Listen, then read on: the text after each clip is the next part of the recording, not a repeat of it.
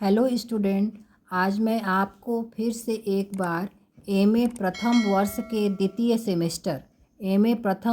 द्वितीय सेमेस्टर का second paper लेकर आई हूँ, जिसका नाम है उत्तर मध्यकाल। इसके पहले मैंने आपको फर्स्ट पेपर भक्तिकाल के बारे में बताया था। तो इस पेपर का नाम क्या है? रीतिकाल। रीतिकाल का मैं वर्गीकरण आपको बताती हूँ। ये एमए प्रथम वर्ष के द्वितीय सेमेस्टर का सेकंड पेपर है। तो रीतिकाल का वर्गीकरण, रीतिकाल के कवियों को भी 3 भागों में बांटा गया है: रीतिबद्ध, रीति सिद्ध और रीति मुक्त। ध्यान दीजिएगा, रीतिबद्ध कवियों में केशवदास, देव, मतीराम, पद्माकर और चिंतामणि आते हैं। रीति सिद्ध कवियों में बिहारी सेनापति का नाम मुख्य रूप से लिया जाता है और रीति मुक्त कवियों में घनानंद, आलम, बोधा, ठाकुर और भूषण का नाम लिया जाता है।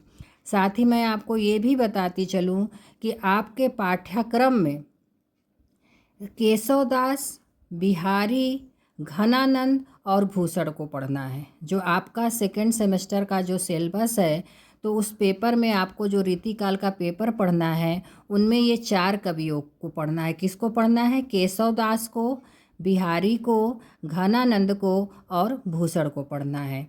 अब रीतिकाल पे कौन से मुख्य प्रश्न बनते हैं मैं आपको बताती चल रही हूँ। साथ में यह भी कहूँगी कि मैंने जितनी भी ऊपर कवि बताए हैं, सबकी 2-2 रचनाएं आपको जानना आवश्यक है।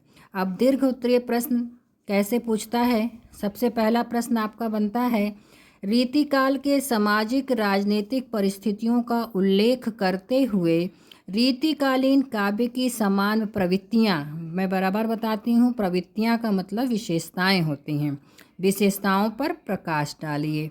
दूसरा है, बिहारी मूलतः श्रृंगारी कवि हैं, परंतु उनकी भक्ति और नीति भी उच्च कोटि की है। इस कथन की समीक्षा कीजिए।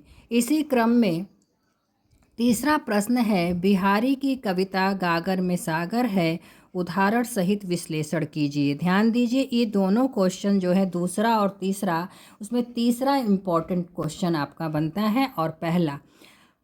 अब अगला है उसी क्रम में घनानंद पे। मैंने आपको पहले ही बताया है कि 4 कवि हैं, केशवदास, बिहारी, घनानंद और भूषण, यही आपके सिलेबस में है।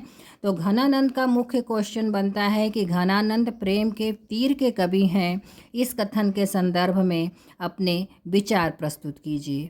अब उसी क्रम में भूषण पर भी आइए। भूषण वीर रस के कवि माने जाते हैं, जिनका शिवा बावनी छत्रसाल दशक है रचना। तो भूषण पर भी 2 प्रश्न इंपॉर्टेंट बनते हैं। पहला बनता है, भूषण की साहित्यिक विशेषताएं। भूषण की साहित्यिक विशेषताएं बताइए। अथवा एक प्रश्न इन पर बनता है कि भूषण के काव्य में राष्ट्रीयता की सफल अभिव्यक्ति हुई है, प्रमाणित कीजिए। तो ये प्रश्न जो है, जो दूसरा वाला है, राष्ट्रीयता की सफल अभिव्यक्ति हुई है, ये ज़्यादा इम्पॉर्टेंट बनता है। अब इसी क्रम में और आगे बताती हूँ। अगला प्रश्न है, केशव को कठिन काव्य का प्रेत क्यों कहा जाता है, स्पष्ट करिए। प्रश्न एक इम्पॉर्टेंट आपका है कि रीतिबद्ध और रीति सिद्ध काव्यधारा में मुख्य अंतर क्या है, स्पष्ट कीजिए। अगला प्रश्न है, घनानंद के काव्य सौंदर्य पर संक्षेप में प्रकाश डालिए। अब मैं नीचे आपको रीतिकाल के कुछ प्रमुख कवियों और उनकी रचनाओं को बताती हूँ, जो अति लघु में आपके क्वेश्चंस आते हैं। प्रश्न कवि हैं बिहारी। ध्यान दीजिएगा, बिहारी ने एक ही रचना लिखी थी, बिहारी सतसई, जो मुक्तक काव्य के अंतर्गत आती है। भूषण जो है, उनकी रचना का नाम है शिवराज भूषण, शिवा बावनी, छत्रसाल दशक। इसी क्रम में केशवदास की रामचंद्रिका, कवि प्रिया, रसिक प्रिया, रतन बावनी। घनानंद, सुजान सागर, विरह लीला, इश्कलता। आलम, माधवानल, कामंद कला, श्याम स्नेही, सुदामा चरित। अगला है चिंतामणि आपके कवि, उनका है कवि कुल कल्पतरु, रसविलास, श्रृंगार मंजरी। देव हैं, रीतिकालीन कवि देव हैं, उनकी रचना है भावविलास, रसविलास, अष्टयाम। इससे आपको अति लघु प्रश्न करने में आसानी रहेगी। तो आज के लिए इतना ही। आशा करती हूँ कि आपकी हेल्प या मदद हो जाएगी। धन्यवाद।